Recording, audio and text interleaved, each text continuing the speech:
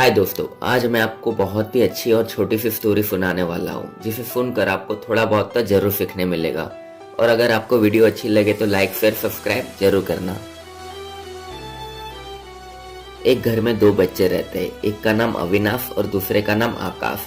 और दोनों अपनी माँ के लाडले रहते हैं, लेकिन उनके पापा का लाडला बेटा हमेशा आकाश ही रहता है।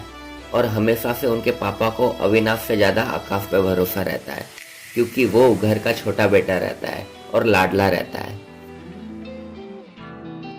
एक दिन आकाश, अविनाश और उनके पापा एक दुकान पे कुछ लेने जाते हैं। तब दुकान वाला अविनाश के पापा को बोलता है, भैया आपका छोटा बेटा तो बहुत स्मार्ट दिखता है।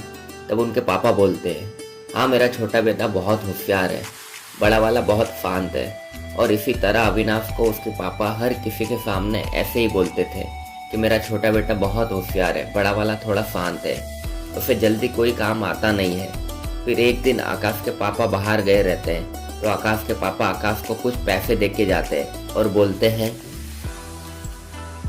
एक अंकल आएंगे, उन्हें ये पैसे दे देना और अच्छे से हिसाब करके लिख लेना। फिर शाम को आकाश के पापा घर आते हैं, फिर उस भैया को फोन करते हैं और बोलते हैं, भैया आपको आपके पैसे मिल गए ना। फिर वो भैया बोलते हैं, हाँ भैया मिल गए पैसे। और वो भैया बोलते हैं, और आपका लड़का बहुत होशियार है। फिर आकाश के पापा बोलते हैं, हाँ मेरा छोटा बेटा बहुत होशियार है। फिर वो भैया बोलते हैं, भैया उसका नाम आकाश नहीं अविनाश था। फिर आकाश के पापा बोलते हैं, अरे उसका नाम आकाश है, मैं उसको ही पैसे दे के गया था। फिर वो भैया बोलते हैं, चलो ठीक है। फिर अविनाश की मम्मी वहाँ आती है। तब आकाश के पापा पूछते हैं कि आकाश कहाँ है। तब अविनाश की मम्मी बोलती है, वो तो सुबह से ही अपने फ्रेंड के घर पे गया है। फिर आकाश के पापा बोलते हैं, फिर जो भैया आए थे उनको पैसे किसने दिए। फिर अविनाश की मम्मी बोलती है, अविनाश ने दिए और उसने पूरा हिसाब किताब लिख लिया है।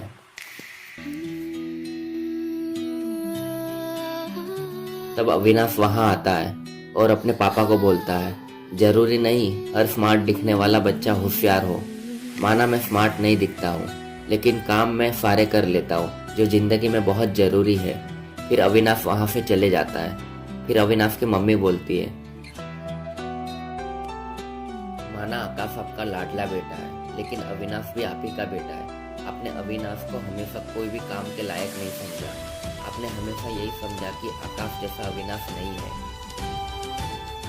और पता है, अविनाश इतना समझदार है कि बचपन से लेकर अभी तक उसने कभी भी आपकी बात का बुरा नहीं माना। अगर कोई और लड़का होता तो उसे बहुत बुरा लगता और कोई गलत रास्ते पे चले जाता, लेकिन उसने कभी भी आपकी बात दिल पे नहीं ली और आपकी हर बात को उसने माना और समझा। लेकिन आपने कभी नहीं समझा कि उसे कैसा लगता होगा जब आप हर किसी के सामने सिर्फ आकाश की ही तारीफ करते हो। इस दुनिया में हर इंसान अलग है, सब में कोई ना कोई कमी रहती है। कुछ अच्छी बातें रहती है तो कुछ खराब बातें रहती है। इसीलिए कभी भी अपने आप को या अपने बच्चों को दूसरे के बच्चों के साथ कंपेयर मत करो। ऐसा समझो कि आप जैसे भी हो परफेक्ट हो। अगर जो कोई भी कमी हो उसे पूरा करो, लेकिन कंपेयर मत करो। क्योंकि संत और बसंत में एक ही समानता है। जब बसंत आता है तो प्रकृति सुधर जाती है, और जब संत आते हैं तो संस्कृति सुधर जाती है। बात बहुत गहरी है, स्वयं विचार कीजिएगा।